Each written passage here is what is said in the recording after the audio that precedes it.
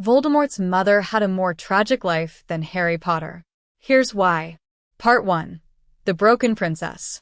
Merope Gaunt was the last living descendant of Salazar Slytherin himself. But instead of living in a castle, she lived in a crumbling shack in Little Hangleton with her father Marvolo and brother Morphin. The Gaunts were pure-blood royalty who had become dirt poor, inbred, and violently unstable.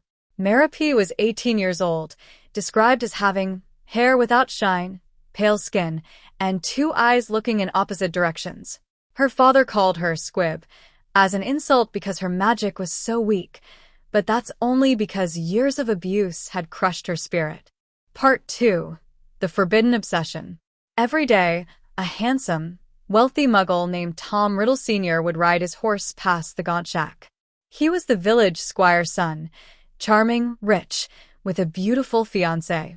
Merope watched him from her window, obsessed. Her father and brother caught her staring one day. They were furious because he was a muggle. The Gaunt family attacked Tom Riddle Sr. on the spot. The Ministry of Magic arrested Marvolo and Morphin and sent them to Azkaban.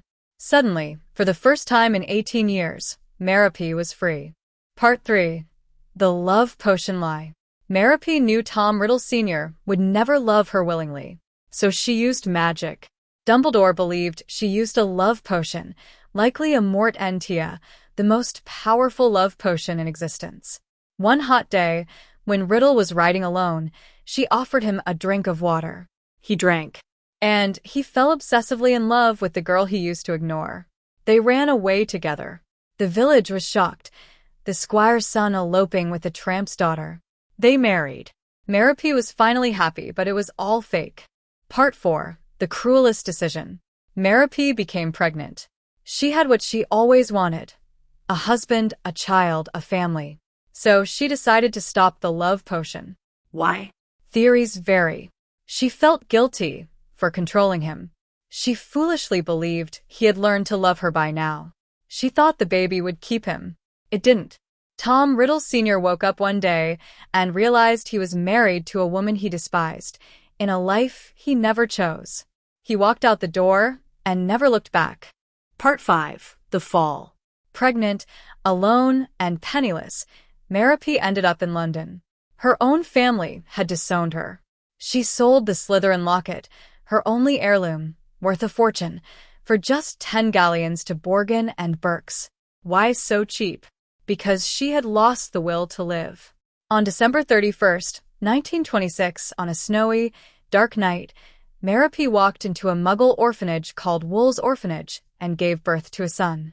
She named him Tom Marvolo Riddle, Tom after the father who abandoned them, Marvolo after the father who abused her. She died 1 hour later. Part 6. The Tragic Truth. Dumbledore told Harry something haunting: witches rarely die in childbirth. Merope chose to die. She had magic. She could have saved herself. She could have raised her son. But after Tom Riddle Sr. left, she simply gave up. Rowling confirmed, if Merope had raised her son with love, the world might never have known Lord Voldemort.